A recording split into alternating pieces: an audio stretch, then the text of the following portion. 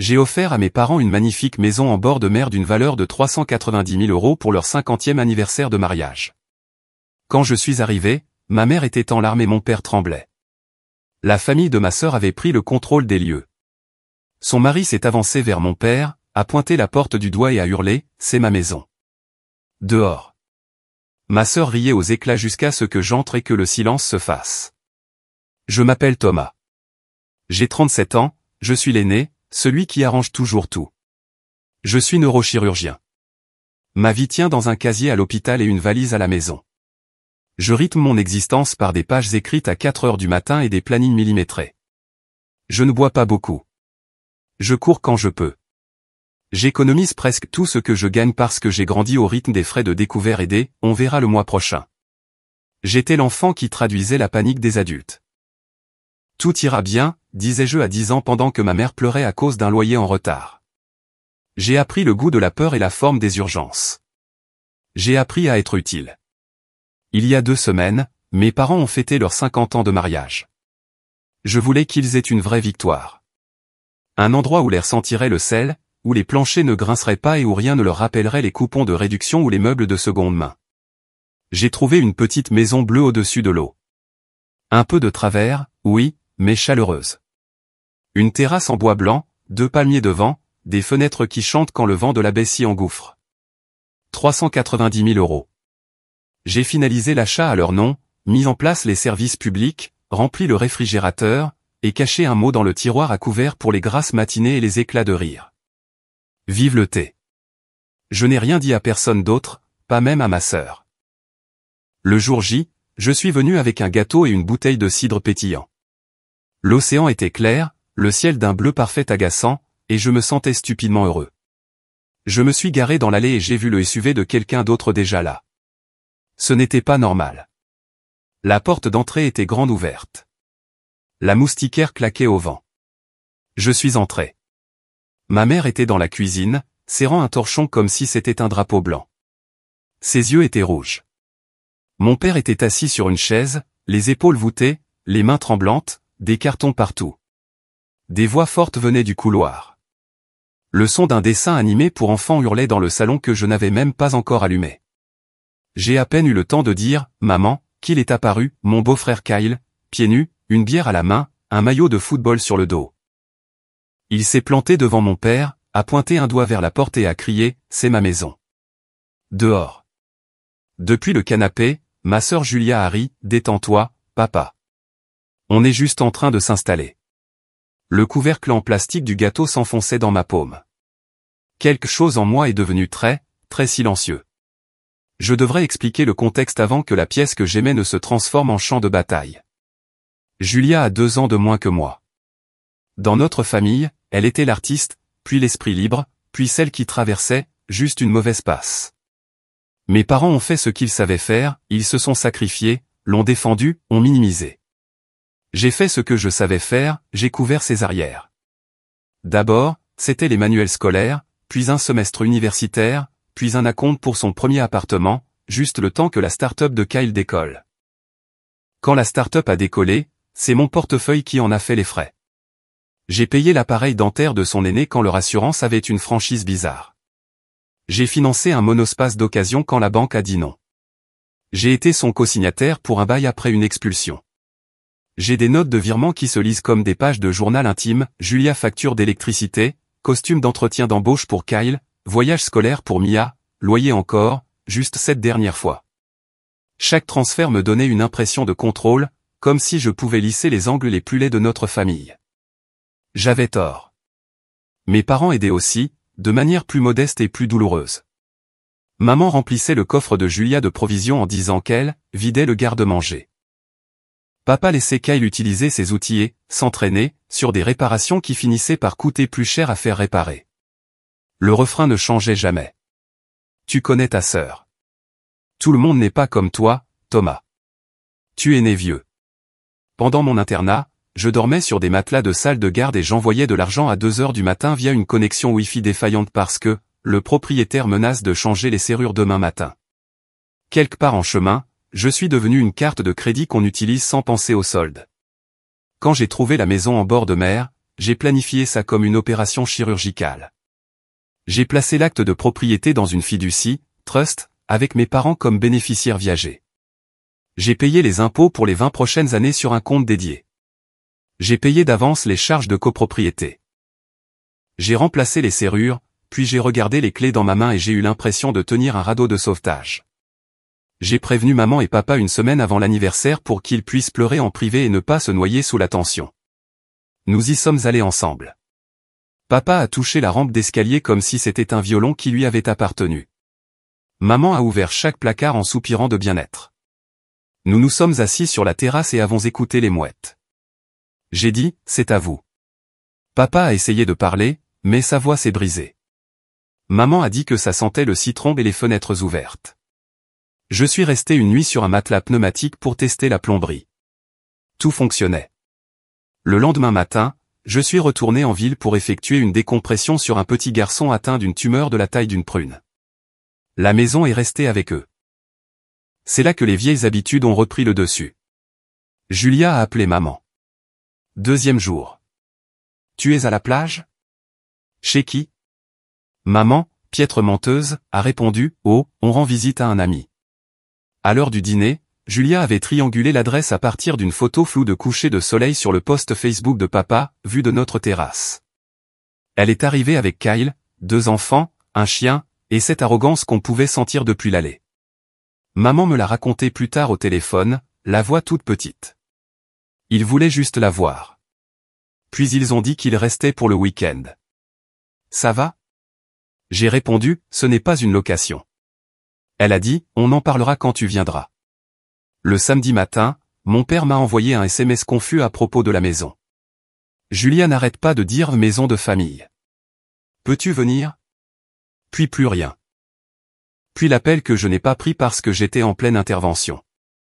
Puis le selfie de Julia dans la cuisine de mes parents, avec la légende Home Sweet Home.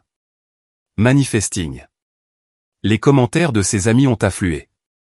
Tellement mérité. L'air de la plage. Un de Kyle, enfin un endroit où les enfants peuvent être des enfants.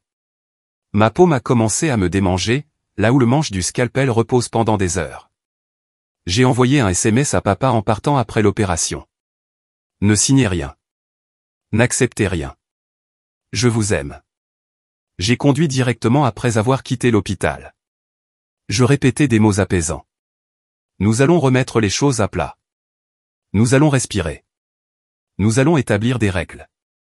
Au lieu de ça, je suis entré par la porte ouverte. La voix de Kyle était déjà dans les aigus. Vous êtes vieux tous les deux. Les escaliers, c'est dangereux.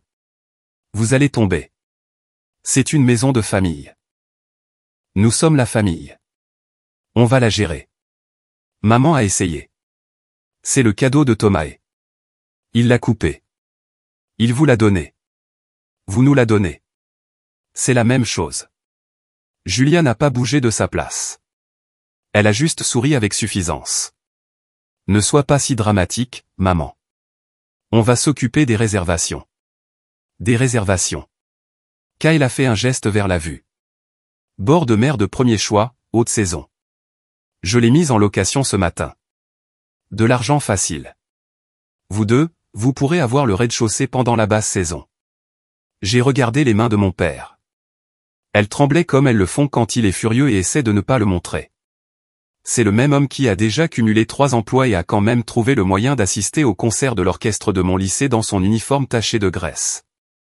On lui disait maintenant de s'effacer dans une maison qu'il venait à peine d'apprendre être la sienne. J'ai été élevé sur le principe, sois utile, pas, fais du bruit. Mais le dernier SMS de papa avait été une demande que je ne pouvais pas classer dans « à voir plus tard ». J'ai posé le gâteau sur le comptoir. Il avait l'air ridicule sur cette table encombrée de sacs de fast-food et de trousses de maquillage. Ma voix, quand elle est sortie, était stable. Qui t'a dit que c'était ta maison? Kyle a levé les yeux au ciel comme si j'étais lent d'esprit. Argent de famille, maison de famille. Ne sois pas bizarre. Julia a ajouté d'un ton chantonnant, on ne demande pas, Tommy. On te met au courant. Le visage de maman s'est décomposé. Thomas, peux-tu juste expliquer? Kyle a de nouveau pointé mon père du doigt. Il peut expliquer depuis la terrasse. Julia a ri. Chérie, arrête. Papa sait qu'on l'aime. La mâchoire de mon père s'est contractée. Aucun son. Quelque chose en moi s'est enclenché, comme une baïonnette. Tout le monde dans le salon, ai-je dit. Pas fort, juste d'un ton chirurgicalement fort. Les enfants ont mis leur émission sur pause. Le chien a arrêté de déchiqueter un coussin. Kyle a reniflé mais a suivi, parce que les gens comme lui croient toujours que la pièce leur appartient. Je me suis tenu près de la cheminée, sous la photo encadrée de mes parents coupant un gâteau de supermarché 40 ans plus tôt. Je sentais mon pouls dans mes pouces. J'ai sorti un dossier de mon sac et j'ai étalé 5 documents sur la table basse. Acte de propriété, ai-je dit en tapotant la première page, enregistré la semaine dernière. La propriété appartient à la fiducie Assen et Orlife. Bénéficiaires viagers, Sam et Ruth, mes parents, avec droit d'occupation exclusif. Kyle a plissé les yeux comme si les mots lui faisaient quelque chose. En français simple, ai-je dit, tu n'as pas de clé, Kyle. Il a ri. Mec, essaie de m'arrêter. J'ai tapoté la deuxième page. Acte de fiducie. Fiduciaire successeur. Il me donne le devoir de maintenir la propriété pour le confort de mes parents. Il me donne aussi l'obligation d'expulser quiconque interfère avec cela. Le ton de Julia est devenu mielleux. Thomas, tu ne peux pas être sérieux. On aide. J'ai fait glisser le troisième document. Une capture d'écran en couleur. L'annonce Airbnb que tu viens de publier en utilisant des photos que tu as prises sans permission. La description, maison entière. Les règles de la maison, aucun propriétaire sur place. Le calendrier des disponibilités, réservé tous les week-ends jusqu'en août. Le versement, sur un compte bancaire se terminant par des chiffres qui correspondent au tien, Kyle. Je les ai floutés pour les enfants. Kyle s'est agité. Et alors? Tes parents pourraient utiliser l'argent. J'ai posé le quatrième. Une conversation de groupe imprimée d'hier soir que Julia ne savait pas que papa m'avait transféré. Ces messages sont en gris, on va le convaincre. Il cède toujours si maman pleure. Je le culpabiliserai avec ses prêts pour ses études de médecine. Tellement hâte d'avoir enfin une base à la plage. Julia a tendu la main pour le prendre. Je l'ai couvert avec ma main. J'ai placé le cinquième, une copie plastifiée du règlement de l'association des propriétaires. J'ai fait glisser mon doigt jusqu'à la clause, pas de location à court terme. Voici ce qui va se passer, ai-je dit. Vous allez faire vos bagages aujourd'hui. Vous allez supprimer l'annonce. Vous allez envoyer un texto à chaque personne qui a réservé pour leur dire que la maison n'est pas disponible et émettre des remboursements. Vous allez vous excuser auprès de maman et papa pour les avoir effrayés dans leur propre cuisine. Et vous allez laisser la clé de cette maison sur la table. Julia a cligné des yeux comme si elle avait mal entendu. Puis elle a éclaté de rire, un rire strident et aigu. Ou quoi, Tommy? Ou, ai-je dit, j'exercerai mon devoir de fiduciaire. Kyle a fait un pas vers moi. Ton devoir, mon œil, a-t-il dit, en bombant le torse comme si nous avions 12 ans. Maman a murmuré, Kyle, s'il te plaît. Je n'aime pas crier. J'aime la précision. Alors, je suis resté chirurgical. J'ai posé mon téléphone sur la table, écran vers le haut. Dessus, un brouillon de mail au conseil d'administration de l'association des propriétaires, avec des pièces jointes. Un deuxième email à leur avocat, un troisième au service du cadastre du comté avec le lien Airbnb et une demande de signalement de la parcelle pour usage illégal. Une conversation par SMS ouverte avec un serrurier nommé Victor qui était garé 2 maisons plus loin, parce que je l'avais appelé de l'autoroute quand papa avait envoyé son premier message confus. Kyle a vu ça et a changé d'appui. Tu ne ferais pas ça. Je le ferai, ai-je dit, et je l'ai déjà fait. Julia s'est tournée vers maman. Maman, dis-lui. Dis-lui que c'est une affaire de famille. Maman ne l'a pas regardé. Elle m'a regardé. Thomas, a-t-elle dit, la voix tremblante, fais ce que tu dois faire. Le visage de Kyle a changé. Il a de nouveau pointé la porte, le même geste stupide qui avait allumé la mèche. Le vieil homme, dehors. Je me suis interposé entre Kyle et mon père. Mes mains étaient stables parce que j'ai tenu des cerveaux qui pulsaient comme des oiseaux. Pointez encore une fois le doigt sur mon père, dis-je calmement, et la seule porte que vous franchirez sera celle que Victor s'apprête à verrouiller de l'extérieur. Silence. Même plus le son des dessins animés. Julia a tenté un dernier angle. Tu es cruel, a-t-elle dit. Tu abandonnes ta famille. J'ai expiré. J'en ai fini d'être votre portefeuille. Ce n'est pas de l'abandon. C'est une limite. Kyle a marmonné, on verra ça. Il s'est jeté sur le dossier. Peut-être pour saisir l'acte de propriété. Peut-être pour déchirer du papier comme si cela pouvait tuer une fiducie. J'ai simplement ramassé les papiers, les ai rangés et me suis tourné vers papa. Papa, ai-je dit, aimerais-tu rester dans ton salon? Il a dégluti. Oui. Alors, tous ceux qui n'habitent pas ici, allez faire vos bagages. Personne n'a bougé. La sonnette a retenti. Victor, pile à l'heure. Il a fallu 3 heures, car le chaos met toujours plus de temps à se dénouer qu'à commencer. Victor a changé le peine dormant pendant que Kyle piquait une petite crise de colère discrète dans l'allée. Chuchotant des cris à Julia, donnant des coups de pied dans la bordure du trottoir, appelant quelqu'un pour vérifier un truc juridique. Le chien a aboyé jusqu'à en être aphone. Les enfants se déplaçaient comme des ombres embarrassées, fourrant des vêtements dans des sacs en toile tout en me regardant à moitié, comme si je pouvais exploser. Je n'ai pas explosé. Je me suis assis avec maman à la table de la cuisine et j'ai fait du thé dans la bouilloire que j'avais achetée. Elle n'arrêtait pas de tamponner ses yeux avec une serviette en papier. Je ne voulais pas te le dire, a-t-elle dit. Je pensais qu'on pourrait arranger ça. Ils sont arrivés si vite.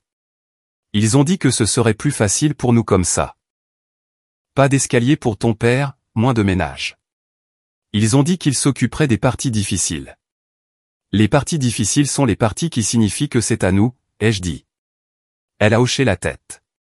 Un petit hochement de tête coupable que je connais de chaque fois qu'elle s'excusait pour la météo. Papa regardait l'eau.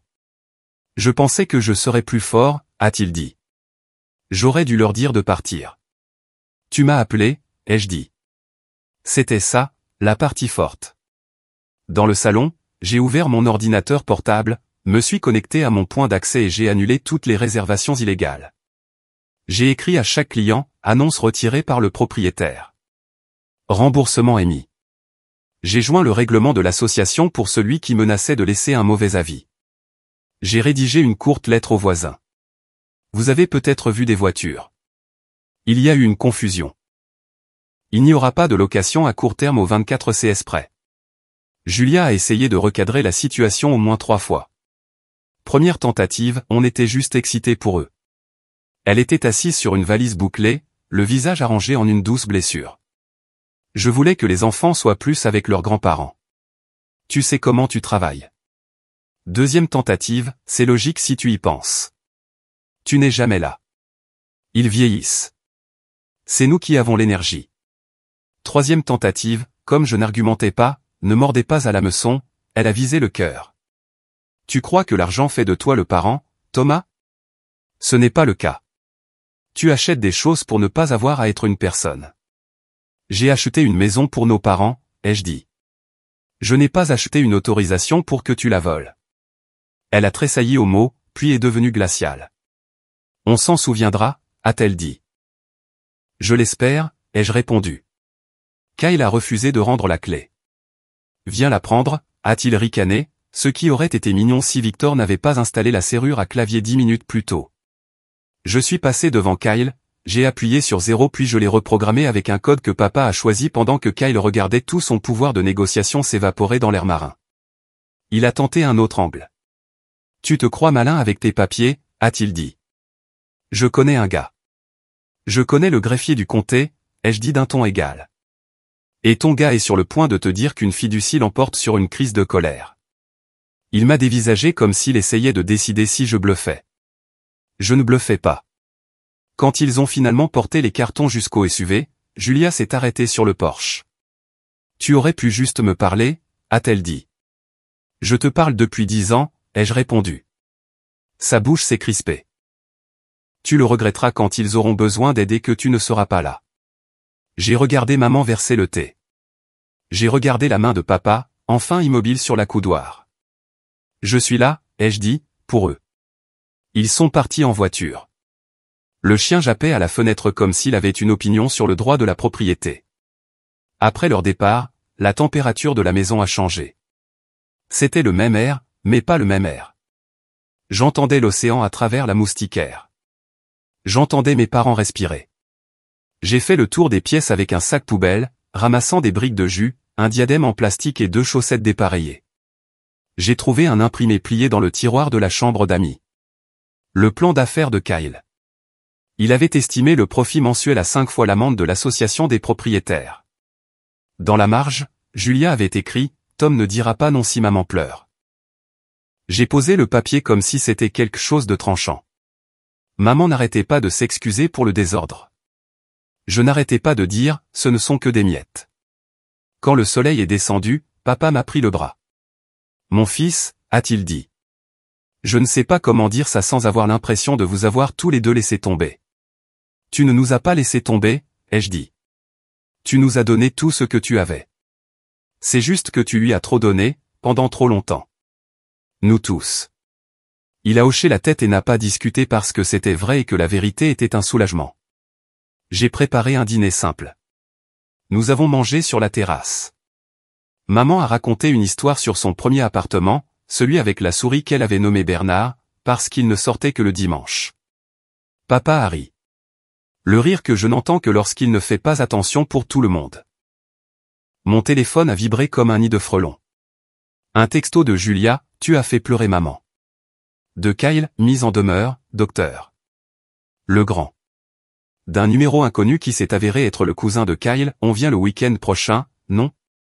On a déjà invité des gens. J'ai posé le téléphone face contre table et j'ai mangé ma salade. Cette nuit-là, j'ai réglé le système d'alarme. J'ai installé une caméra sur le porche avec un carillon souriant ridicule pour que même mes parents l'aiment. J'ai mis les codes dans un dossier intitulé « Choses heureuses » en grosses lettres que mon père pouvait lire sans ses lunettes. J'ai laissé des copies de la fiducie, de l'acte de propriété et du règlement de l'association dans un tiroir appelé « Armure ennuyeuse ». En partant, maman se tenait dans l'embrasure de la porte, son pull serré autour d'elle. « Je suis désolé que ça en soit arrivé là », a-t-elle dit. « Je ne le suis pas », ai-je répondu. C'était nécessaire.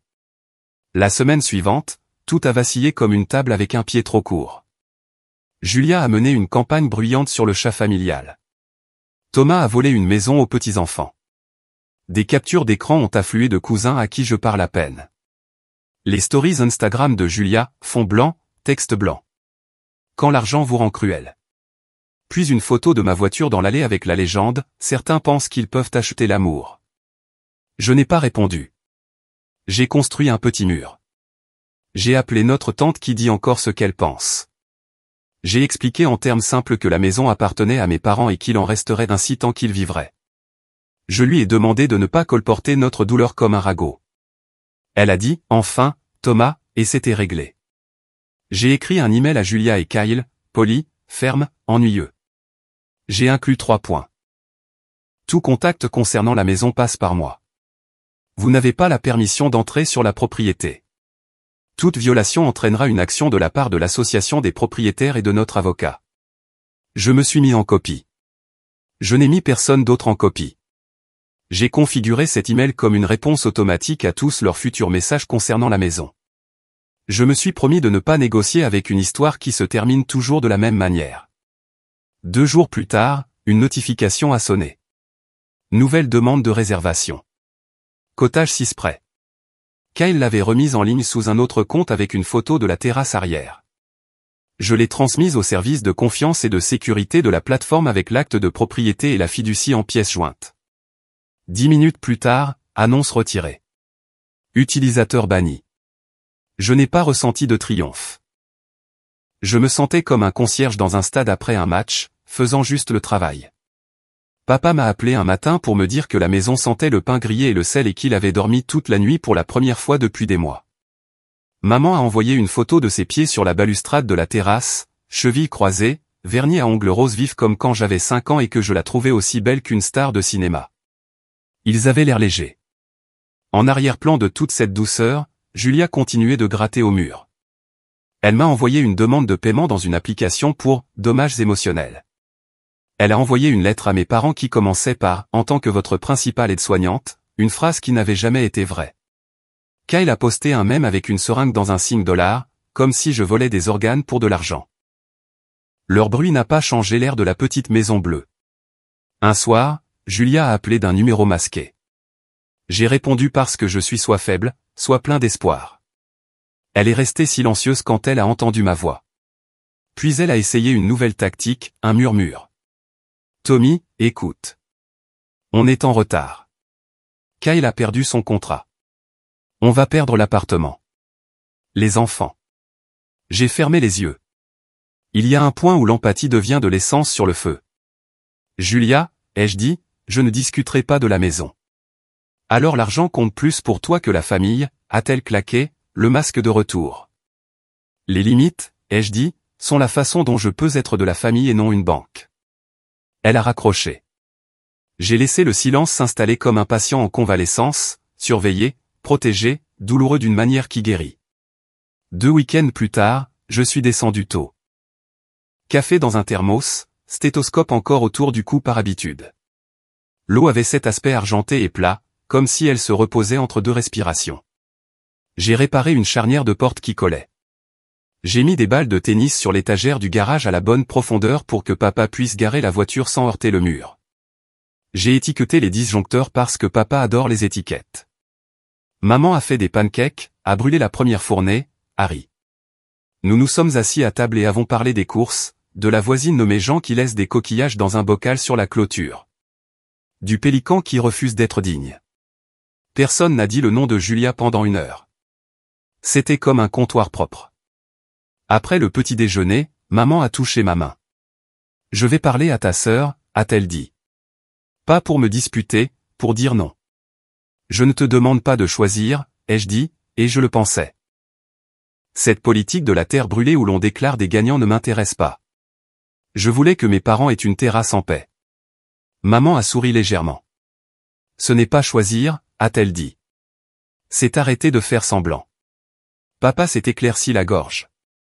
J'aurais dû mieux enseigner ça, a-t-il dit. Je vous ai appris à travailler. Je ne vous ai pas appris à vous arrêter. Tu m'as appris à aimer et à rester, ai-je dit. J'apprends juste la partie sans me faire dévorer. Il arriva, reconnaissant. J'ai fait le tour du périmètre et j'ai resserré le loquet du portail. J'ai vérifié l'angle de la caméra. J'ai imprimé une petite pancarte pour la table d'entrée. Bienvenue à la maison, Sam et Ruth. C'était mièvre et exactement juste. Plus tard, seul sur la terrasse, j'ai pensé au titre que ma sœur écrirait si elle possédait mon histoire. J'ai offert une maison à mes parents et j'ai ruiné ma famille. Ce n'est pas ce qui s'est passé. Ce qui s'est passé, c'est que j'ai arrêté de payer le troll sous le pont. Ce qui s'est passé, c'est que j'ai fait un cadeau et que je l'ai ensuite protégé pour qu'il ne devienne pas une arme. Je me disais que distribuer de l'argent maintenait la paix. Ce n'était pas le cas. Cela étouffait le bruit pendant que le ressentiment fermentait dans les murs. Les limites sont plus bruyantes au début. Puis vient un silence que personne ne peut feindre. Les messages se sont ralentis. Julia s'est tournée vers d'autres publics. Kyle a trouvé une nouvelle colline sur laquelle piquer une crise. Mes parents ont commencé à dire de petits « non » qui sonnaient comme des « oui » à leur propre vie. Non, nous ne pouvons pas garder les enfants ce week-end. Non, nous ne pouvons pas traverser la ville pour réparer ta voiture. Ils ont commencé à dire oui aux sandwichs précoces, aux siestes, à pointer du doigt les bateaux aux noms amusants. 1 mois plus tard, ma nièce de 16 ans, tout en t-shirt de groupe et grands yeux, m'a envoyé un message privé qui disait juste « La maison est jolie. Mamie a l'air heureuse là-bas. » J'ai répondu « Viens lui rendre visite avec la permission de mamie. » Pas de réservation, juste des pancakes. Elle a envoyé un emoji qui rit, puis « D'accord. » Une petite trêve avec quelqu'un qui n'avait rien cassé. Hier soir, après une intervention tardive, je suis allé à la maison parce que j'avais besoin de la voir éclairée de l'intérieur. À travers la fenêtre, je pouvais voir mon père lire dans son fauteuil. Ses lunettes glissaient sur son nez, de la même manière qu'il s'asseyait dans notre ancien appartement quand la seule lumière que nous avions était la lueur de la télévision. Maman avait une couverture sur ses genoux et un puzzle sur la table. Le son de l'océan montait et s'installait sous tout, comme une basse continue. Je ne suis pas entré. Je suis resté sur le trottoir et j'ai laissé le calme m'expliquer le but de tout cela. Voici ce que je sais maintenant. Aimer, ce n'est pas couvrir le mauvais comportement de quelqu'un avec son corps. Ce n'est pas féliciter le chaos parce que la personne qui le cause partage votre sang. L'amour, c'est une maison bien éclairée avec des portes qui se ferment à clé. L'amour, ce sont des papiers qui tiennent bon quand les gens ne le font pas. L'amour, c'est dire à ses parents, reposez-vous, et dire à tous les autres, non, je ne suis pas leur banque. Je ne suis pas leur bouc émissaire. Je ne suis pas la sortie de secours qu'ils empruntent quand le feu qu'ils ont allumé devient trop chaud. Je suis leur fils. Un homme dont le travail exige d'être précis. Un frère qui a finalement appris que la précision a aussi sa place à la maison. Si ma sœur veut un jour se tenir sur cette terrasse et regarder cette eau avec nos parents, elle le peut. Elle peut venir les mains vides avec des excuses, pas un plan d'affaires. Elle peut être de la famille sans toucher au thermostat. D'ici là, la maison tient bon. Les serrures cliquent. Les mouettes se disputent. Les fenêtres chantent quand le vent de la baie s'y engouffre. À l'intérieur, mes parents respirent tranquillement. C'est la morale, s'il y en a une. Un cadeau ne devrait pas vous coûter votre propre être. Et une limite n'est pas de la cruauté. C'est la façon dont l'amour laisse la lumière du porche allumée sans incendier tout le quartier.